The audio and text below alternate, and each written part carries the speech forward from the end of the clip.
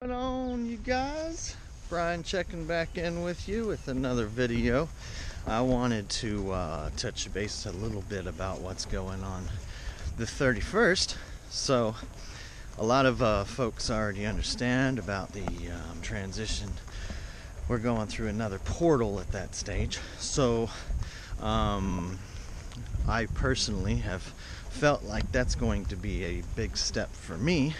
I'm gonna have to undertake some more fucking wonderful energies that I'm gonna have to acclimate to.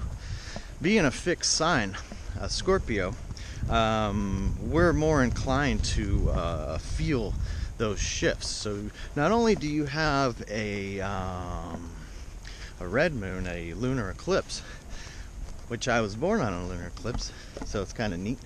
You got these particular energies from the eclipse, but it's also what's called a blue moon, which is a second full moon of the month. So you've got significant energies taking place on the 31st, and we're about to undertake some shifts, some portals, some fun stuff. Now, since my last video, you guys have seen some of the stuff take place. We're going to kind of gradually be thrusted into this, rather than this big load dropped on our laps all at one time, if you will. So you've got the government shutdown right now. You're going to get a little taste of what it's like for you to have to fend for yourself, for you to have to rely on you and not, the government.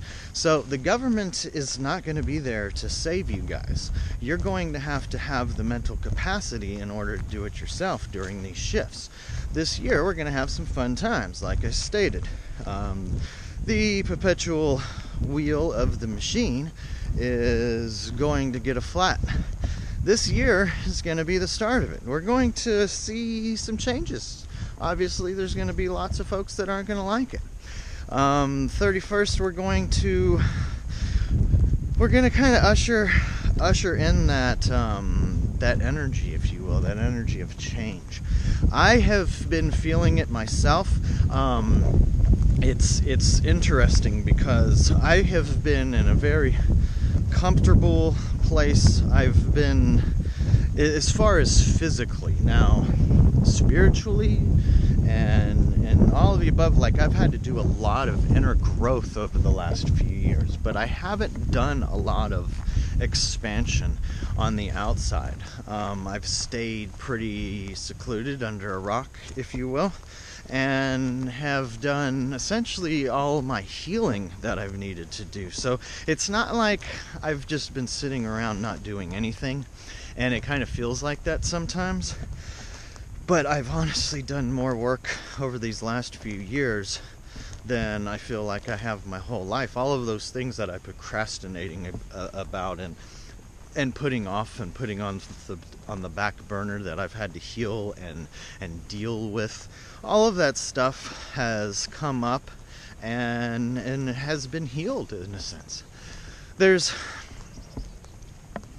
really nothing that haunts me more than what you guys know at this stage. Those are the last little tidbits that I am running through right now, figuring out how to I'm content with, but I need to be happy with the way everything went, and I'm still not happy, if you will. I know everything went the way that it went for the good of all of us, not just me. I would be selfish if I would want to change anything. And in all honesty, I wouldn't have gotten to where I am right now without everything working out the way that it did. So, gearing up to this portal, I've been feeling these energy changes, this reacclimation period, and I even have gotten my dreams tell me, my guides, if you will. My twin is outside of her comfort zone right now, okay? She has undertaken some very massive change, and she's outside her comfort zone, her norm. And that's scary, you know. It's scary jumping onto a new life, jumping onto vast change, moving across country, figuring out, you know, these new energies of where you're at. And we feel our twins. So of course it's been it's been, you know, enjoyable for me to have all of these feelings that I otherwise shouldn't be dealing with, because I'm in a comfortable state, if you will. But I understand that I'm making it easier for her. That's the thing. When you're a twin, you guys, you feel each other's pain. You feel the anxiety, you know? And when you feel that, you think about taking that bit of weight off of her shoulders, you know, off of your twin shoulders. And it makes it easier to deal with those times that are rough, or the gut checks, because you know you're taking the brunt of the load, if you will. Maybe not the brunt of the load, but you're taking some of the load at the very least. And who else would you do that for other than your twin? You know, who would you accept that pain and anguish or anxieties? It's something that you take gladly. So it makes it easier to deal with when you kind of put it in that perspective. The one thing that's also, not the one thing, but one of the things that are also changing in this time frame is people's ability to perceive what's going on around them. Now, Plato wrote something about this back in his day. I forget which one of his books he wrote it in, but it's essentially the story about these guys were locked in a cave, if you will, and they had a little fire behind them, and there was a doorway right behind them. So every so often, you know, the outside world would pass by, and, you know, they would see the shadows on the side of the wall. And Plato was referring, in that day and age, talking to civilian folk, normal folk, is like trying to explain these people that are stuck in the cave all their lives what's going on outside. You know, you're accustomed to seeing the shadows of what's going on behind you, but never actually seeing what's going on behind you. So what you're doing is essentially taking what you see and trying to make it relevant to you, trying to put a truth on what you see and an idea. Okay, so you grow this faith, you grow this idea of this perspective of what's around you, because that's all that you can see, that's all that you've been given, that's all that you can taste, touch, hear, and feel, you know, all of the above. So you are at a stage where you're locked into this paradigm. You know, this is all you know. Now, imagine if somebody came from outside of that cave and came in and tried to explain it to you. What if somebody came in, you know, Plato gave up the ability to hold all three of these guys in the story. One of them, you know, went out in the world and experienced it. Now, at first, it was hard for his eyes to adjust to the outside world, but eventually he was able to acclimate. You know, he was able to perceive that, you know, these shadows are just remnants of what's really going on. So what you're seeing is the shadow, but behind that shadow is what's really causing the shadow to take place. So with nowadays, our paradigm is locked into us noticing the shadow, seeing the shadow, and then us light workers are the people that are trying to explain to everyone, no, it's not the shadow that you need to pay attention to, you guys. It's not that you need to perceive and lock in. It's what projects the shadow. And that's what Plato was actually trying to explain thousands of years ago. The same things that we are trying to undertake today, people have been going through for thousands of years. every so often you get an anomaly that comes in, and essentially the people that have been in control of this whole human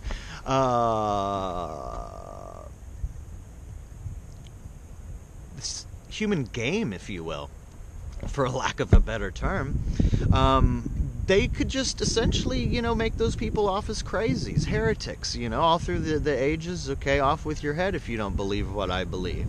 And nowadays they essentially have lost control on that. The internet puts way too much information out there for everyone to find, and a lot of it has been to where, it's been diluted with all kinds of bullshit, right? So you're more inclined to go and watch stupid bullshit than you are to seek out truth. But every so often you have an anomaly, a truth seeker, like us. So we go along and we fucking not only discover the truth, but we go through these torturous events. That way we're strong enough, because being a truth teller, being somebody that goes against the grain, takes a hell of a lot of strength, guys. You got to stand up alone for the most part and speak your truth. You got to stand there with nobody at your side or at your back and explain to the masses why they're incorrect, why they're chasing the shadow, and chasing the shadow isn't going to get them anywhere.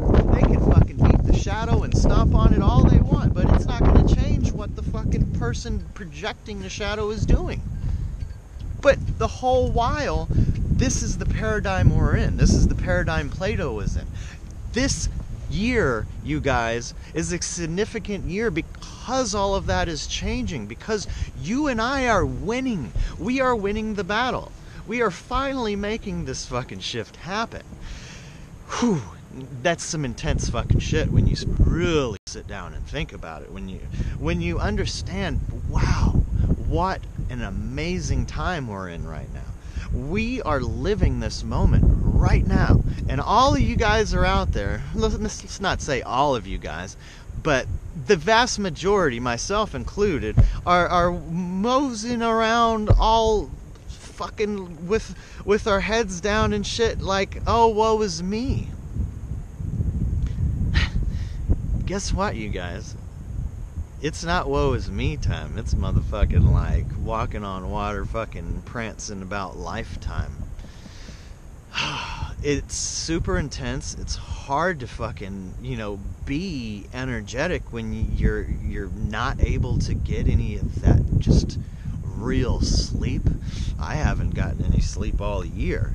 This year has been like, okay, I get some couple hour fucking cat naps and then boop, back to the astral.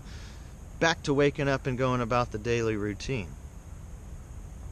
It's actually affected my daily habits, I'm not nearly as sharp. I'm slowing down a little bit, you guys. I'm not as quick and witty as I should be.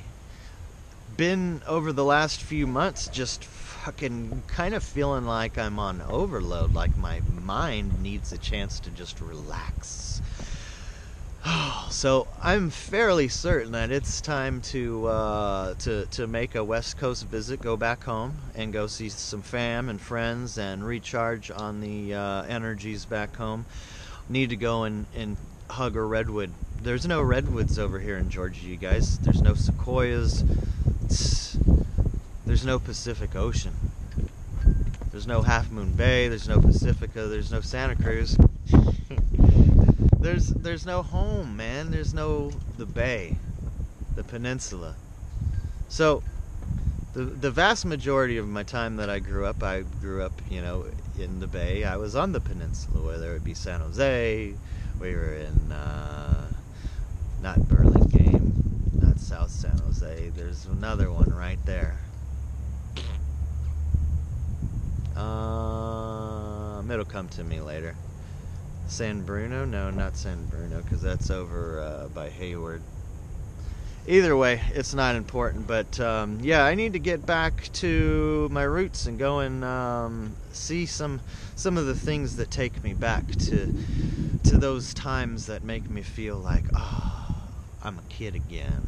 Go and play in Hellier Stream.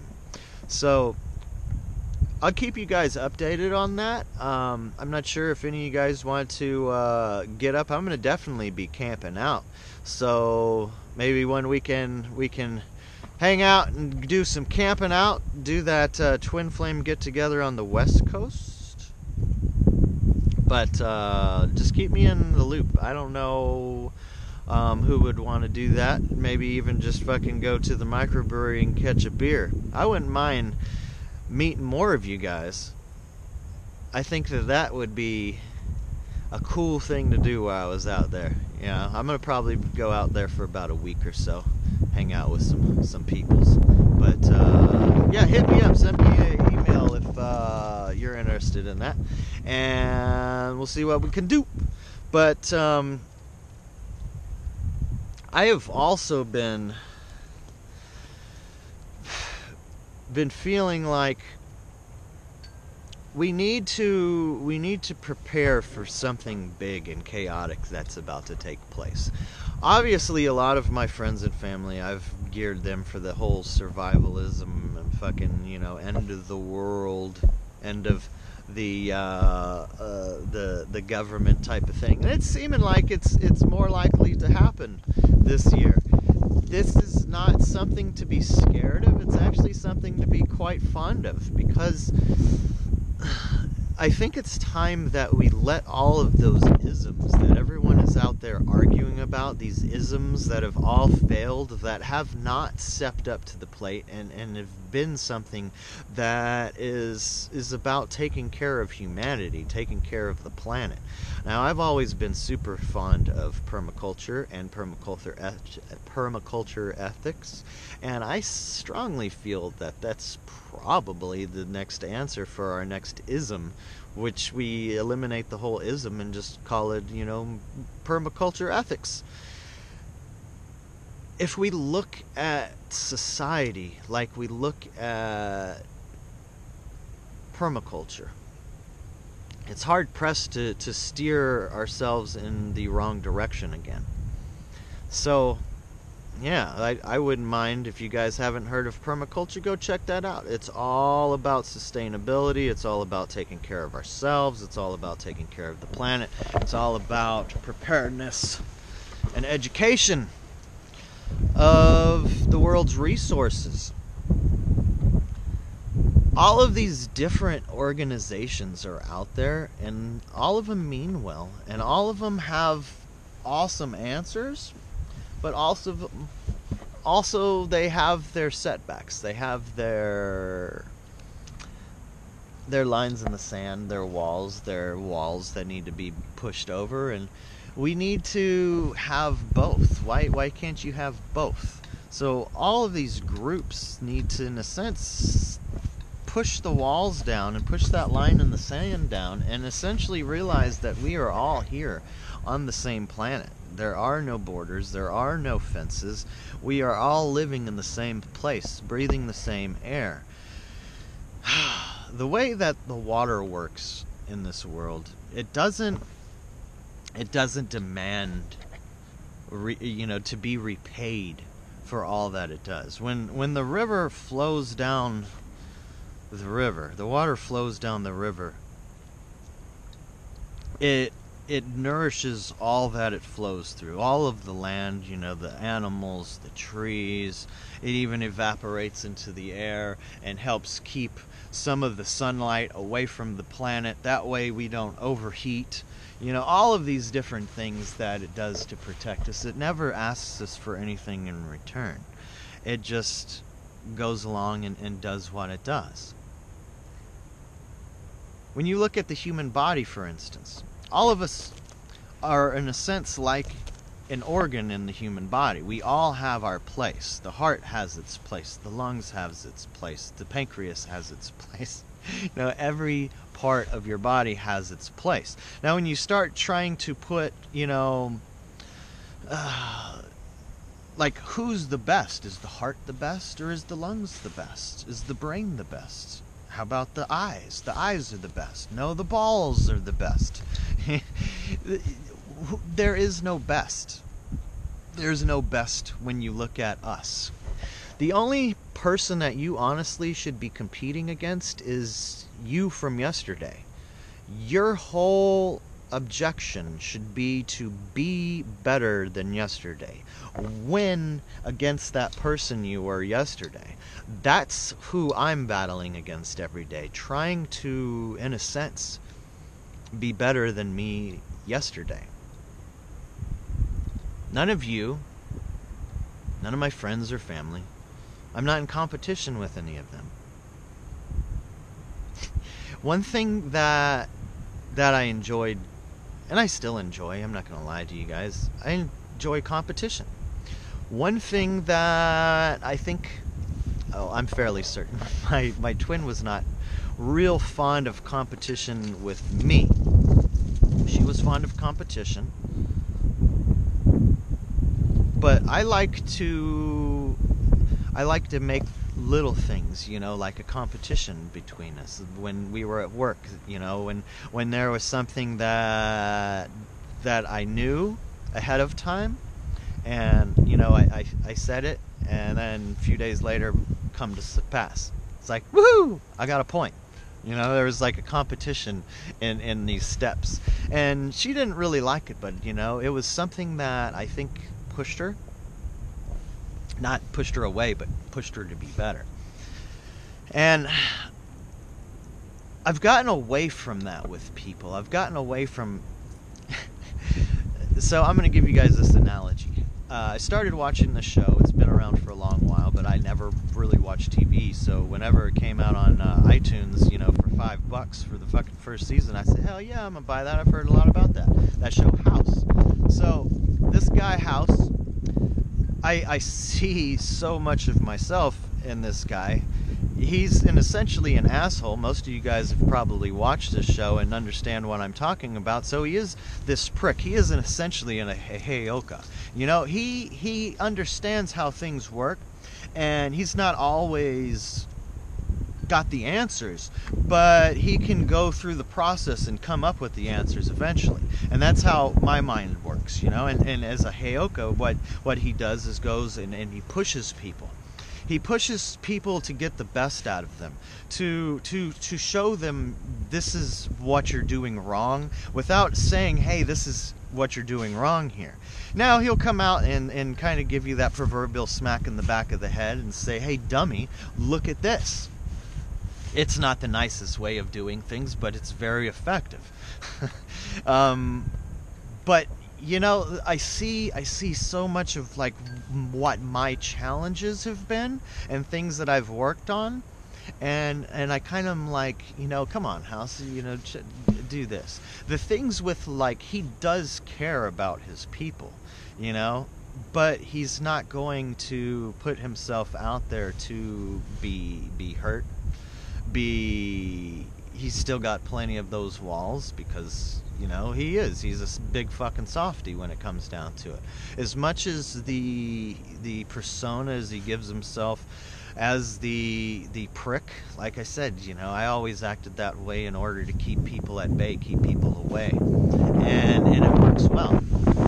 But we do find ourselves in these lonely situations, like House, for instance, like all of the doctors on the show. Now, the thing about that show that I've already gotten kind of over is how repetitive everything is on the show. It's like watching that show fucking Pawn Stars. Like, how many fucking plots can you make, and keep my attention with somebody coming in a fucking pawn shop?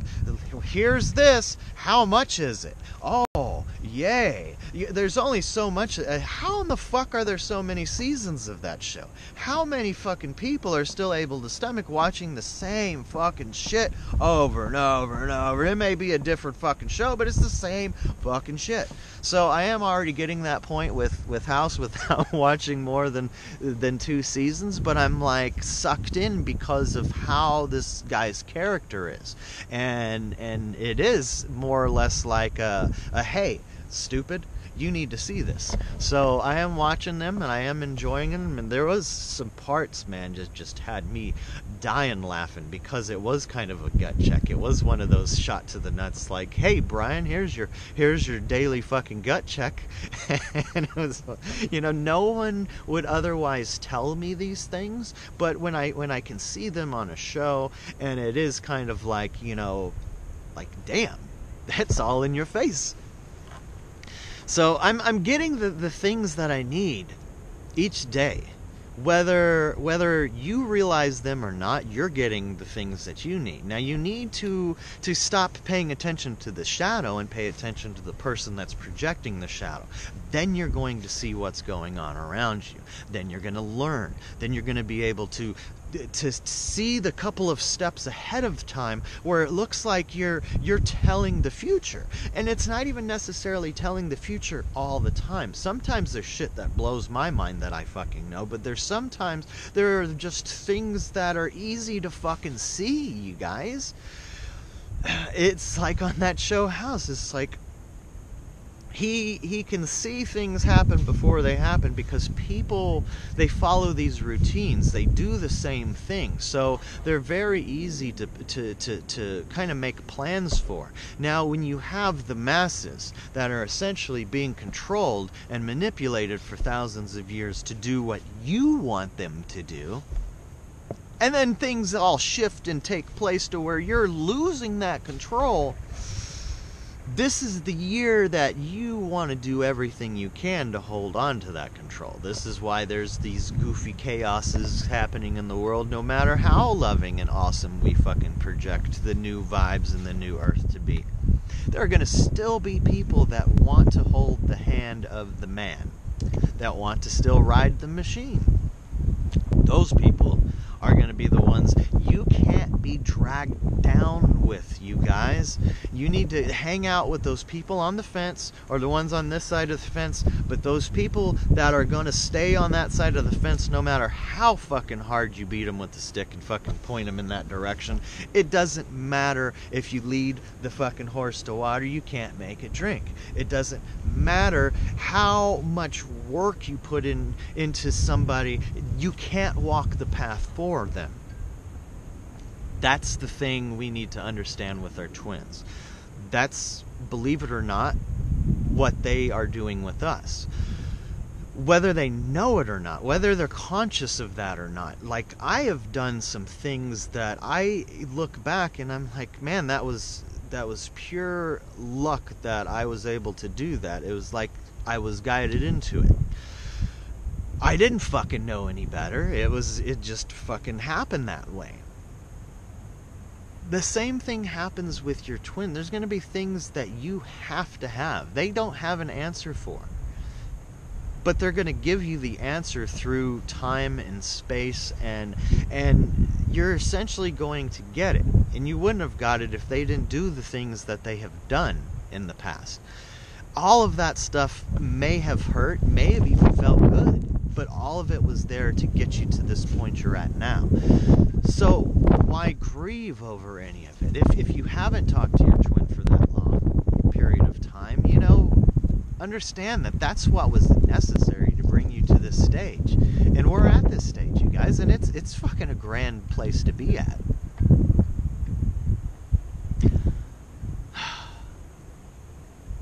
I take for granted my position in all of this. So, I am human. Sometimes I sit back and it's like, well, where's my recognition? How come these people are getting all this recognition for doing all of this work and what have you? And I'm still sitting back looking like, hell, I haven't done anything. And I do. Sometimes I look at myself and it's like, man, I haven't done shit. If you ever get to that point where you're feeling that way, you guys got to understand that, you only can live one day at a time. And none of us are ever going to live up to our own expectations. If you honestly go through your life like, yeah, I'm satisfied with life, I don't need to get better. I don't ever need to better myself tomorrow. I'm completely fucking content. I'm completely satisfied with life, then you're not living. You're fucking surviving. You're stuck in survival mode, and that's what people, the society wants you to be in survival mode, because you don't imagine, you don't create, you don't step outside of that paradigm that you're trapped in and staring at the shadow. You never see the person projecting the shadow. You're stuck in that matrix. And you're latched onto the teat of the matrix, and you're in love with the fucking taste of it. There's nothing anyone is going to be able to do to explain that shadow is not real, because you can see the shadow. You know the shadow's real. But the person projecting the shadow is really where your attention needs to lie. This is something that I've had on my head for the last few days, and it's been perplexing. It's been perplexing to accept that, okay, some people are just not going to get it no matter how hard you try. It's not because you're a failure in reaching people. You know, you've reached all the people that you need to reach. The people that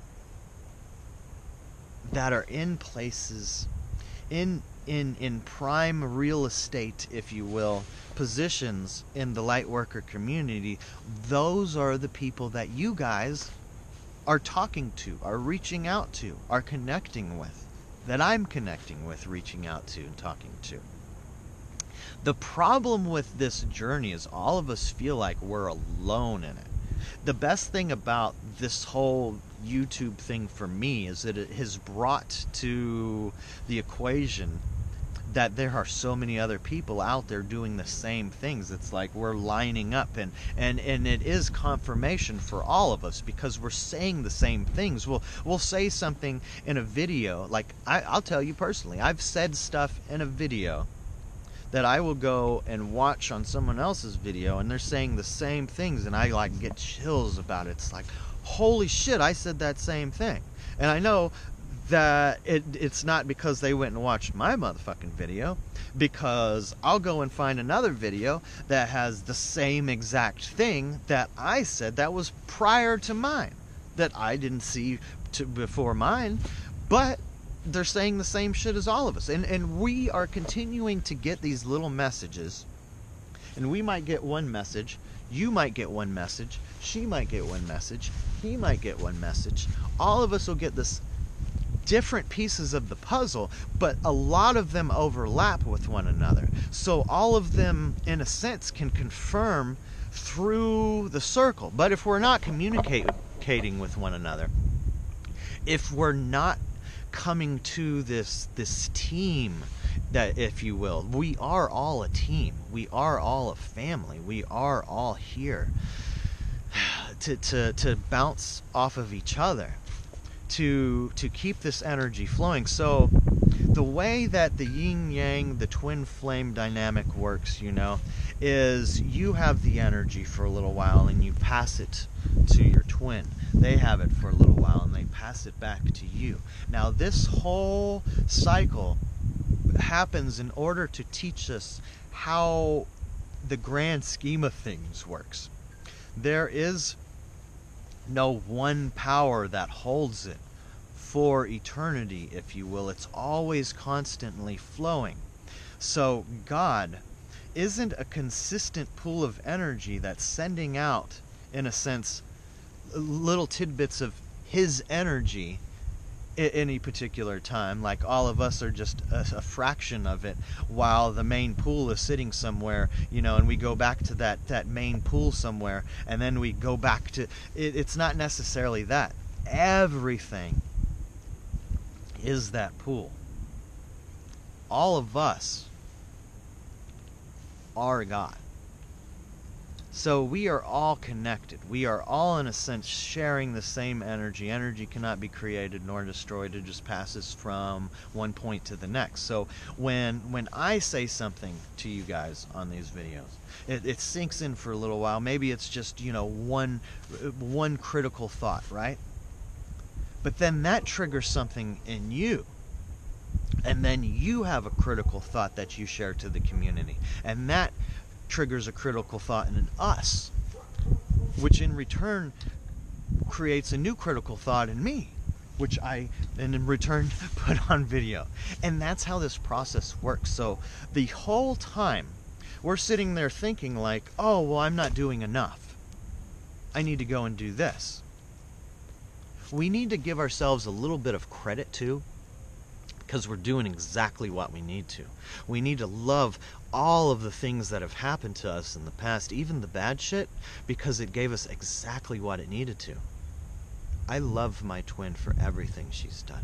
All of the great, all of the good, and even the times where I wanted to hear her voice and I wanted to just feel her in my arms, but she wasn't there. And her not being there, it was almost like, okay, this whole life I've been seeing in black and white, and when she came into my life I started seeing in color, right? But then she left, so I was like, well, now I don't have my color vision, you know, I don't have my color goggles to see everything, so I'm just going to go back to black and white. But once you see in color, you don't want to go and see in black and white again, you guys.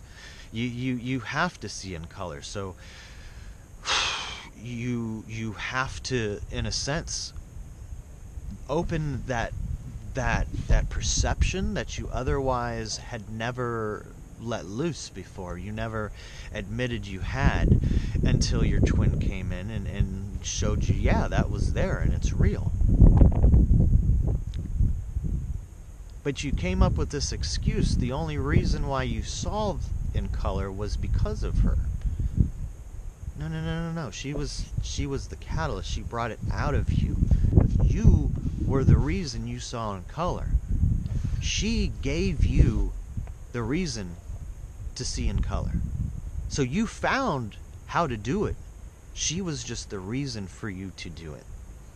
So your whole life you've been settling for black and white. Your twin gave you reason to stop settling. Stop being mediocre. Stop living black and white lives. Start living in color, you guys. You think your twin wants you while you're out there looking at everything in black and white? I know she loves me. And it pains her to see me like that. If I saw her that way, and you know, I'll reverse the polarities here. I'll stand in her shoes.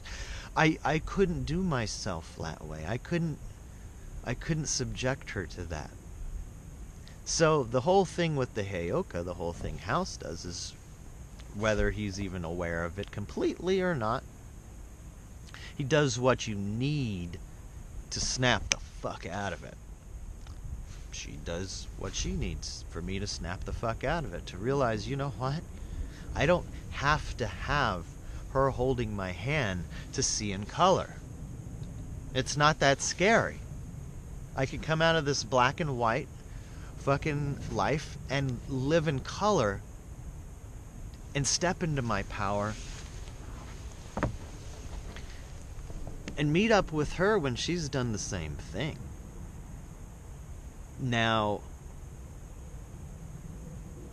us as the masculine twin, we are going to, in a sense, wait around for permission, if you will. Because us guys, we, in a sense, we need permission from our ladies. You know, all the fucking guys that are married, that are essentially not full of shit. Okay, all of the guys that are not full of shit knows that if the chick says, hey, this, that, and the other about this, They're gonna fucking bend and fold at the very least, right? So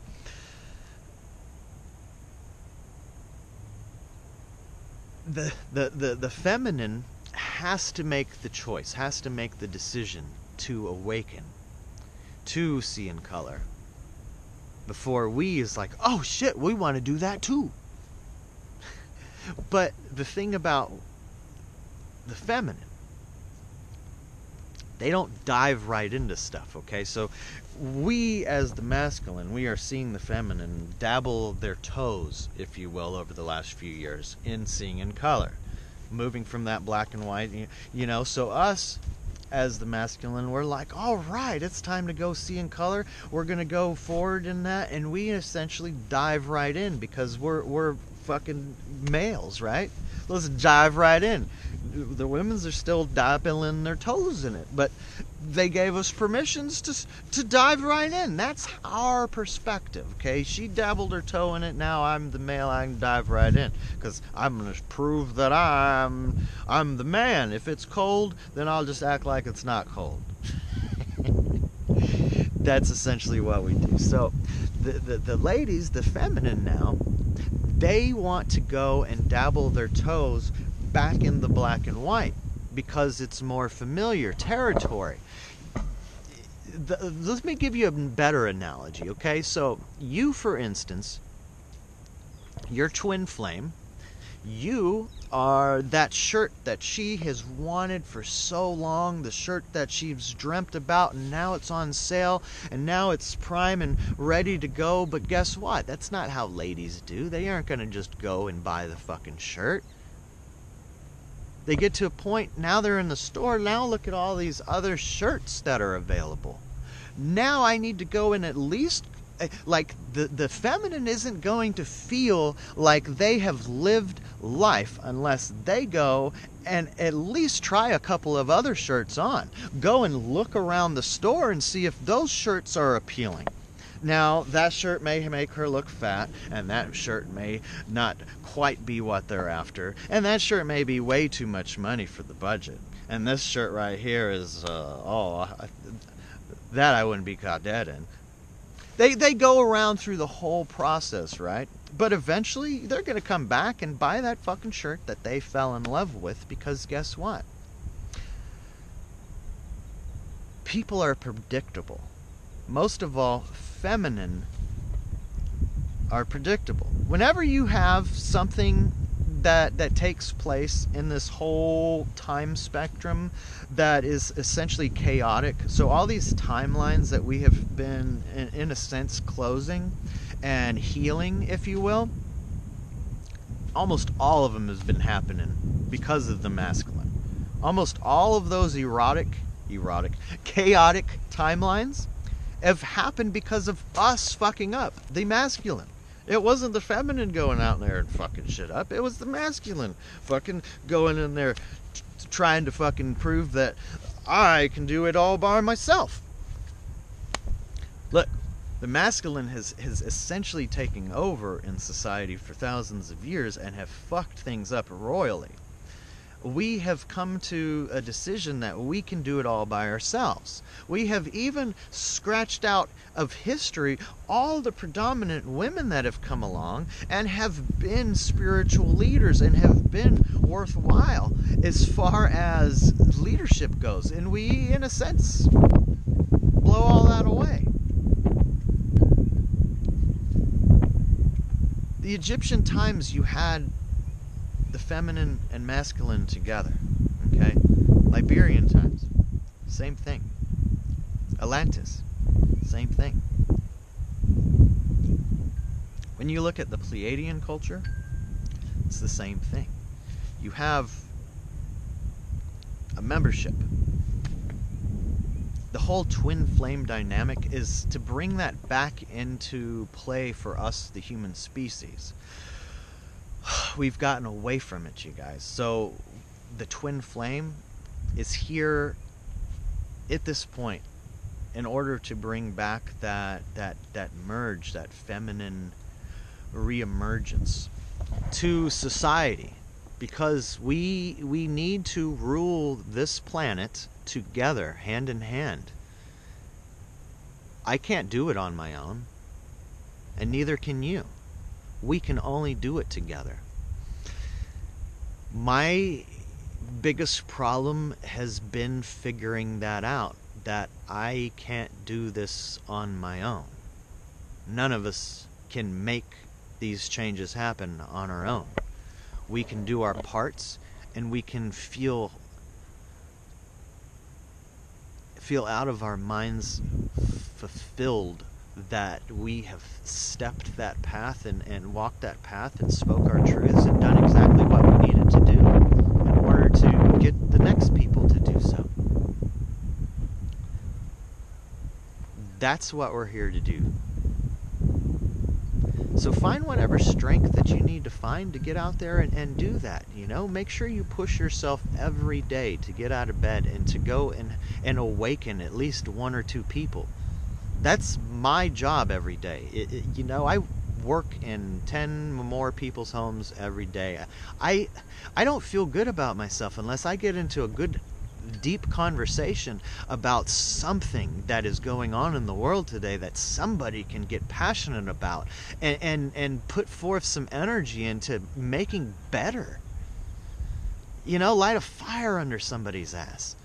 And I may not be able to go out there and do all of those things, but I can at least light a fire under somebody's ass, or create the snowball and push it off the edge that maybe that snowball will roll down enough to become such a big enough fucking snow avalanche that it changes the foundation below it. That's what all of us have the opportunity to do just by doing something simple in our daily routines. Helping somebody, lighting a fire under somebody's ass, mentoring them, healing them, just giving them a smile.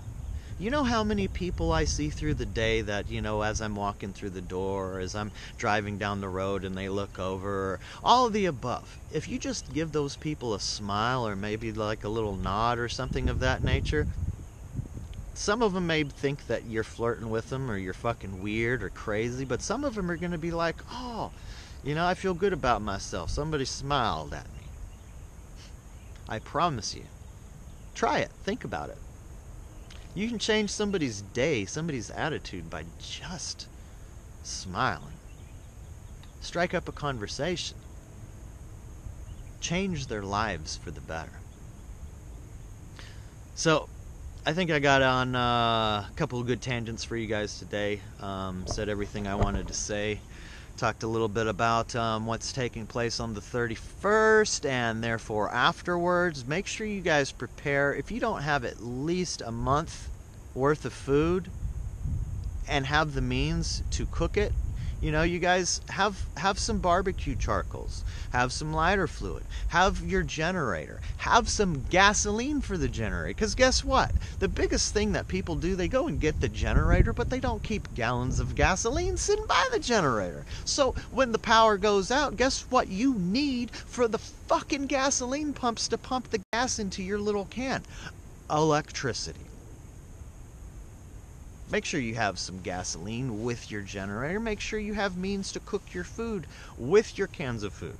Make sure you have all of these things in order. Make sure you go through all the crazy steps and stipulations and situations that you need to go through in order to be mentally prepared for what's taking place, for what's about to come. Do not expect somebody to come and bring you a box full of fucking num-nums. That shit is not gonna happen. And if it does, awesome. I'm not about to fucking be feeling like, you know what, boxes full of num-nums are not gonna come from outside sources to anyone ever again. Yeah, of course that'll happen. But once you start relying on that, you're gonna be shit out of luck. Always prepare mentally, at the very least, for the worst case scenario. Then you'll be prepared for the best case scenario. I love you guys. Hang in there. Peace out.